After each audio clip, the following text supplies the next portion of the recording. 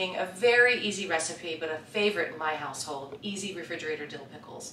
If you have dill growing and you have cucumbers growing in your garden, you should definitely make a batch of these quickly. Doesn't require any special equipment. This isn't even really canning. We're just putting ingredients together in a jar and making something delicious your whole family will enjoy. Let's start by going out to the garden and grabbing some cucumbers.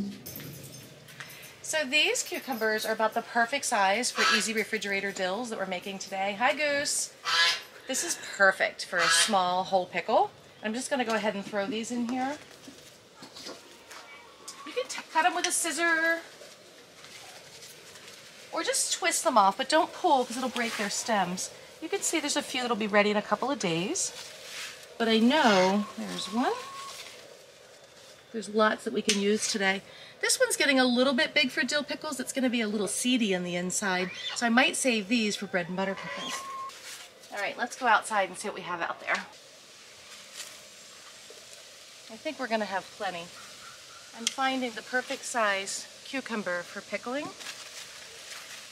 If you're doing dill pickles, it's nice to use the small ones so you don't have so many seeds in them. It'll leave a couple of these tiny ones for a few more days. Maybe just one day. Sometimes if you don't look for the day, you come back and there's 10 cucumbers you didn't see in the morning.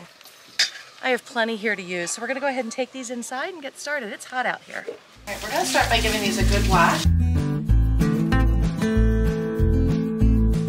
So this is about all of the equipment that you'll need to be able to make easy refrigerator dills. You do not require special equipment for this recipe. Any jar will do. I have a big family, so we make them in a big gallon jar, but even a quart-sized jar would be fine. We're gonna make enough brine today to make a large jar, but anything smaller, you can have the recipe if you want. You need a couple of ingredients, which we're gonna go through in a minute. Some dill, a pot that's a non-reactive pot, because we are gonna put vinegar in here to make our brine, and you want something that doesn't react and leave a metallic taste. Measuring cup, measuring spoons, and a knife. There's not a lot of special equipment here.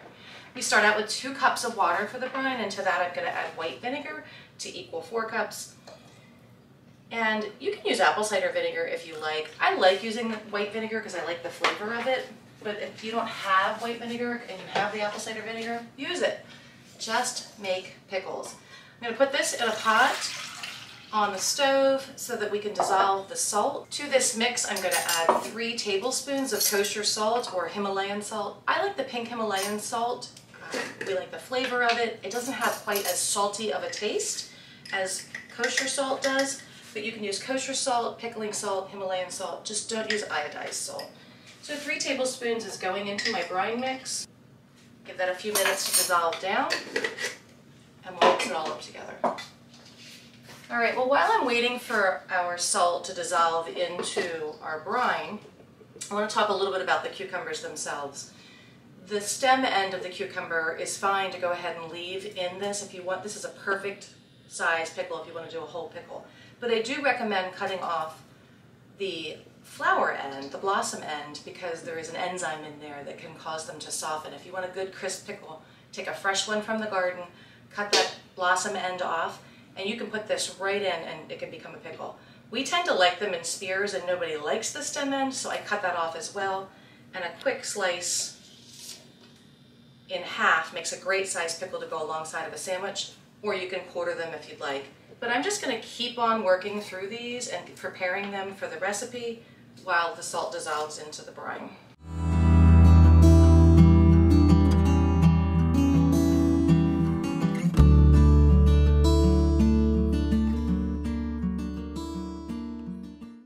In my pot, I have 3 cups of vinegar, 3 cups of water, 3 tablespoons of salt, and to that I'm going to add 1½ teaspoons of sugar. You don't have to use sugar in your recipe, but it does, takes a little bit of the bite down. We like a spicy pickle, but this makes it just a tad sweet at the same time, and it helps feed that fermentation.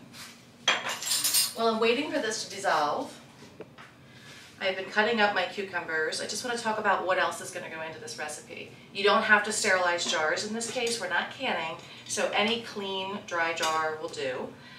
Like I said, it can be a quart container, it can be a gallon, it can be a plastic container, as long as it's non-reactive. You're going to need peppercorns, whole clove garlic, mustard seeds, and cucumbers, and then the salt and the dill. I like to layer my cucumbers when I put them in. It probably doesn't matter, but I like the mix of having dill in the bottom, dill heads, cucumbers, cloves, kind of stacked throughout so it distributes the flavoring throughout. The longer you're going to leave them in here, the spicier they're going to get, and I think that layering it in there allows every pickle in the jar to have full flavor. I think at some point we're going to make a bread and butter pickle recipe so you can learn a little bit about what they are. It's one of our favorites in this household. Bread and butter pickles are larger slices, larger pickles than this, although you can use small cucumbers. We tend to use the bigger ones, and that's a sweet pickle. We make it with onions, and you have nice slices, thin slices of cucumber, pickled cucumber, alongside of sliced onions in a sweet brine. And they're delicious on burgers, on sandwiches. Sometimes we just eat them out of the jar with a fork. The recipe I'm making today for my gallon-sized jar calls for 12 cloves of garlic. So I have a few heads here. We're just breaking the cloves out of it. And I do cut the ends off of them and smash them a bit so that they soften up in the brine.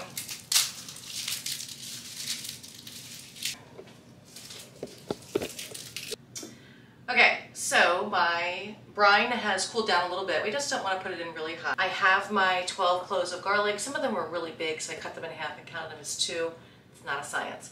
I have the 3 teaspoons of mustard seeds and 2 to 2.5 teaspoons of black peppercorns, just depending upon your preference. You can also add red pepper flakes if you'd like a little bit of a spicier pickle. Some people in my house, like my husband, want really spicy pickles. Others want them mild. So I'm going to make this batch without the red pepper flakes and keep it mild. I have my clean jar, and I'm just going to start layering, and then I'm going to pour my brine in on top when I'm finished. Some of my dill started to dry a little bit. I cut it the other day, but it's fresh dill. We're going to pack some of that in the bottom, and I do use the dill heads as well. Even if they've started to flour, they just go right down in there. And just start layering your spears in here. Just drop them in. Some people like to arrange them and have them all pretty. Ours don't last long enough to look pretty around here. This is where I start layering ingredients. I'm going to put some garlic in now, and some of my spices in now, so that it's layered throughout. So I'm sure that the flavor gets into every single cucumber. A little bit more dill, a few more dill heads. And some people like the flavor, it's a little bit more of an anise type flavor if you use dill seed in here as well. You can add that. There's no right or wrong. Just add and then taste it, and if you like it, then do it again. If you don't, adjust. All right, so we're just going to keep packing dill in here, and garlic, and our spices. And you can see that dozen or so cucumbers that I cut up is about the perfect amount to go in this jar. These are going to sit in the refrigerator and be ready in a couple of days. They're really good in about a week, and they last, well, it depends upon who you talk to. Some people say they last a few weeks. I know we've left ours sometimes up to even a few months, and they're still delicious, but they don't always last that long. I'm pouring my brine in over top, spilling a lot of it on the counter while I do it, and that's fine. There, I'm just going to put that lid on and put it in the refrigerator, and they'll be ready in a few days to a week. I like them at a week minimum. Some people wait 2 to 3 weeks. They will get more flavorful as you go. Just so you can see what it looks like, here's a jar that I made a couple weeks ago. We've been pulling from these. I couldn't find a lid to fit this jar. Every one of my jars was a hand-me-down, so none of them match, but they work. But here's from a couple weeks ago, and they still, they taste so good. And they still have a really strong flavor, but they're not overly bitey. I didn't put any hot pepper flakes in these either, but they're delicious. Crunchy and delicious, full of flavor. This one I made a few weeks ago. I went ahead and used slices. They're not even the same pickles. This is a different, same cucumber. This is a different cucumber than this is. But I had a lot of them that day, and before they went to waste, I decided to go ahead and pack them into a jar. Drop them in here, and you have a delicious snack that's full of probiotics, full of vitamin K and antioxidants. It's good for you, helps cut off salt cravings, and they're really yummy. Good way to use up cucumbers. I appreciate you joining us, and I hope that you learned something and you found that making pickles can be really easy. This is a very good way to start into the pickle making business. You can do them in slices, in spears, or whole pickles, and they're all delicious. Hope that you'll subscribe to our channel. Come back and join us sometime soon. We're going to make more pickles and other tasty treats.